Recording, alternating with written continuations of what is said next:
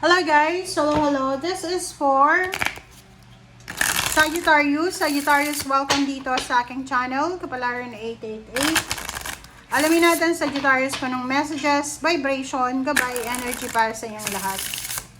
I hope na makuha mo yung energy na to.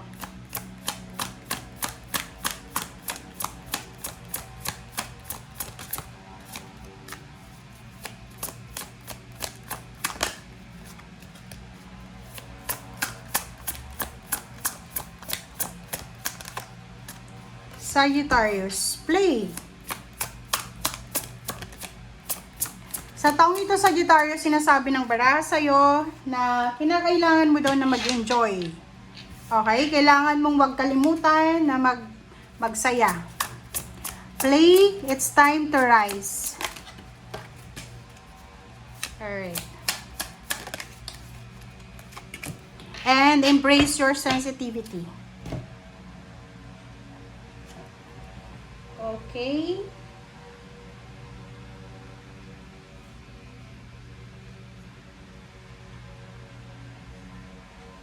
Okay, so play.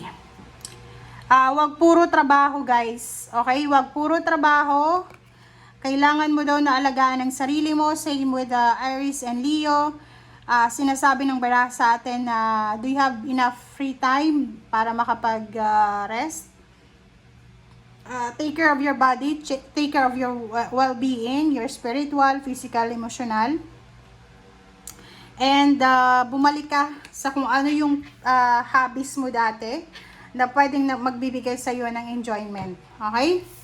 It's time to rise. So, yung taong ito daw, no matter what's happening in our lives, ano man ang nangyayari daw sa buhay mo, Sagittarius, we always have the potential to rise above it. So, para siyang phoenix rising from the ashes na rising is one powerful choice away. So, pwede ka sa taong ito na pwede mong malabanan yung mga negative thoughts or limiting beliefs.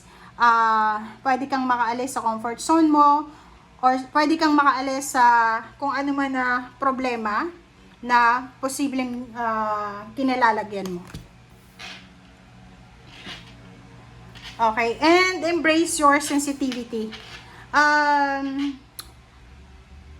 Sagittarius, are you married or are you in a relationship sa mga Scorpio? Kasi, posibleng ikaw, normally kasi yung mga Sagittarius, hindi mabilis yung radar nyo, di ba? But if you are connected sa mga Scorpio, posibleng mabilis kang maghinala. Okay? Ang lakas ng intuition mo. So, sa taong ito, sinasabi ng baraha sa iyo, Sagittarius, na kung maraming information, maraming kung ano-anong may isip ka sa taong ito, just tanggapin mo siya. Okay? Sinasabi ng baraha sa iyo dito na yung pagiging sensitive mo, yung pagiging malakas ng intuition mo ay malaking tawag dito, asset mo yan diba?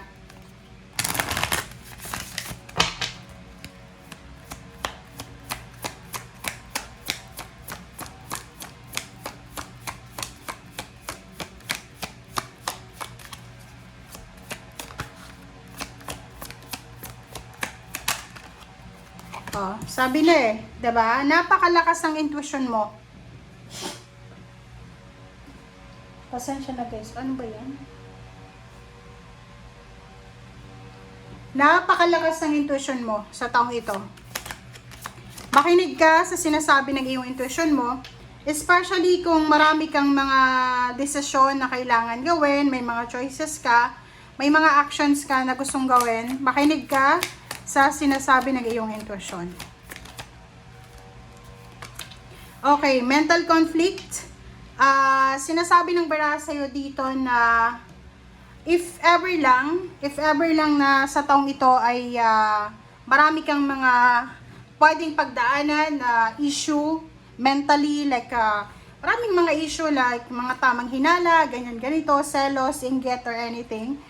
Bago ka gumawa ng desisyon, sabi ng baraha sa'yo, kailangan na pag-isipan, mag-meditate ka muna, And at the same time, isipin mo kung tama ba tong desisyon na gagawin mo.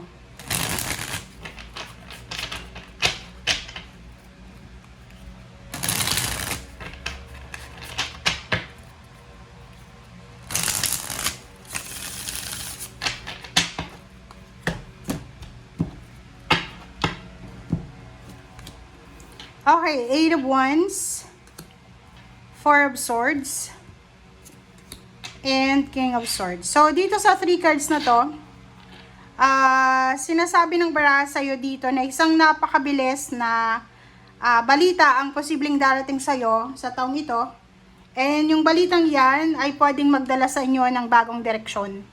Okay, so sinasabi ng baraha sa'yo dito na pag-isipan mong mabuti bago ka gumawa ng desisyon kasi ito ay mabilis. It's either mabilis na ita-transfer ka sa ibang lugar, like pwede kang i-promote pero kailangan kang i-transfer sa ibang lugar, parang ganon. Isang direksyon, okay, isang direksyon ang posibleng tatahakin mo, and yung direction na to medyo nagpapanik ka, medyo nag-iisip ka na baka hindi mo kaya. Okay, 10 of Swords, King of Pentacles, and 8 of Swords. So, dito naman, sinasabi ng baraha sa'yo dito na you need to be careful, Sagittarius. Maging careful ka kasi posibleng yung problema mo dati sa salapi ay posibleng bumalik siya.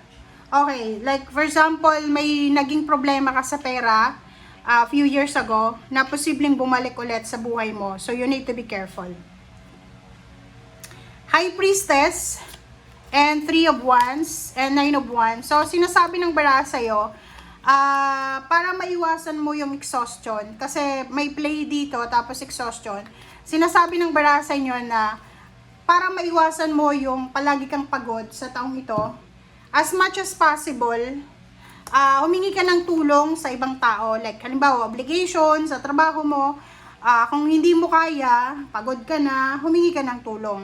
And at the same time, makinig tayo sa sinasabi ng katawan natin, ng intuition natin, na pag sinabi ng katawan mo na pagod ka, puyat ka, gutom ka, sundin mo. Okay?